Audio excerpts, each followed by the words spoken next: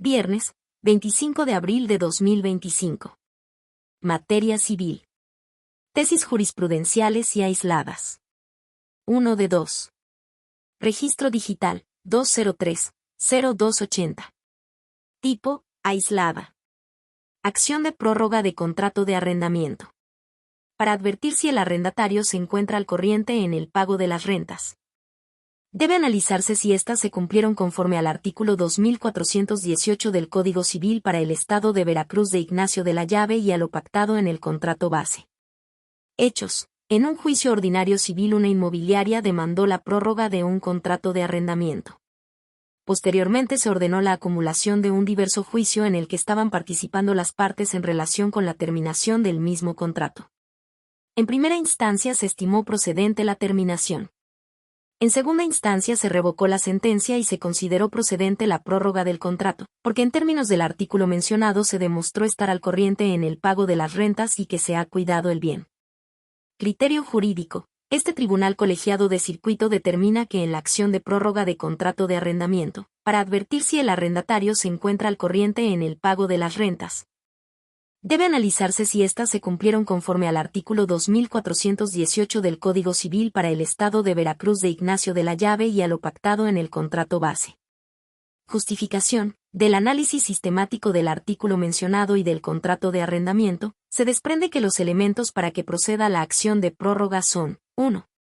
Que el arrendatario esté al corriente en el pago de las rentas, pagarlas dentro del plazo establecido en el contrato. 2. Que el arrendatario haya cuidado el inmueble. 3. Que el arrendatario no adeude los servicios básicos que le corresponda pagar. 4. Si el arrendatario desea la prórroga del contrato, deberá notificárselo fehacientemente al arrendador con 30 días de anticipación a la terminación del contrato. Y 5. Que el arrendador otorgue su consentimiento a dicha petición. En relación con el pago de rentas, no puede considerarse como ir al corriente el no adeudo al momento en que se instó el juicio, sino que, en aras de la buena fe contractual. También es jurídicamente relevante analizar si el arrendatario estaba cumpliendo con los pagos en los términos pactados o si, por algún motivo, estaba imposibilitado para su pago dentro de los días establecidos en el contrato. De estimarse lo contrario, se tornaría irrelevante lo pactado libremente por las partes en el contrato de origen en relación con el tiempo y forma en que debían pagarse las rentas al arrendador, permitiendo que las personas intimadas a cumplimentar una obligación se beneficien de su propio dolo con motivo del retraso en el pago de las rentas conducentes. Segundo Tribunal Colegiado en Materia Civil del Séptimo Circuito. 2 de 2. Registro digital, 203-0281. Tipo, aislada.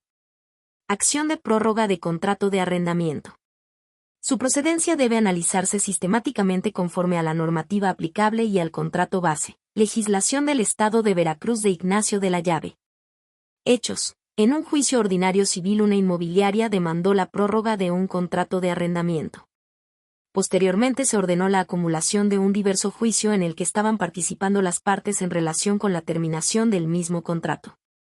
En primera instancia se estimó procedente la terminación. En segunda instancia se revocó la sentencia y se consideró procedente la prórroga del contrato.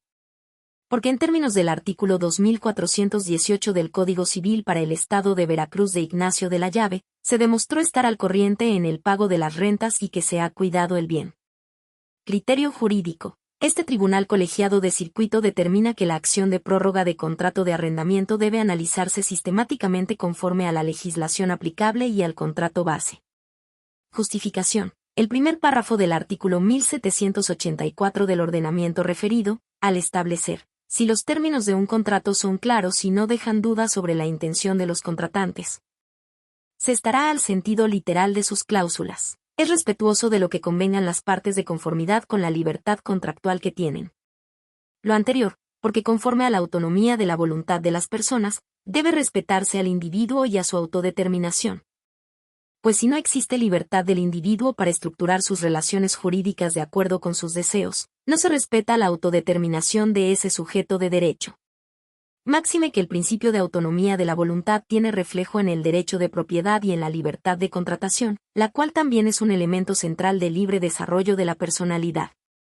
De esa manera, En respeto a la autonomía de la voluntad y a la libertad contractual de las partes, los juzgadores no pueden analizar aisladamente las acciones intentadas sin observando lo que las partes hayan convenido, sino que deben analizarlas sistemáticamente conforme a la legislación aplicable y al contrato base.